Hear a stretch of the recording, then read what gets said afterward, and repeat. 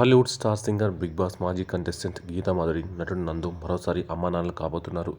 గీతామాధురి త్వరలోనే పండంటి బిడ్డకు జన్మనివ్వనుంది. దీంతో మాతృత్వపు మాధుర్యాన్ని మనసారా ఆస్వాదిస్తోంది. నందు, గీత దంపతులకు ఇదివరకే దాక్షాయణి అనే కూతురు ఉంది. తాను రెండోసారి గర్భం ధరించినట్లు డిసెంబర్లో చెప్పుకొచ్చింది గీత. ఫిబ్రవరిలో దాక్షాయణికి తోడుగా మరో బుజ్జిపాప రానుంది. అంటే ఈ నెలలోనే గీత పండంటి బిడ్డకు ప్రసవించనుందన్నమాట.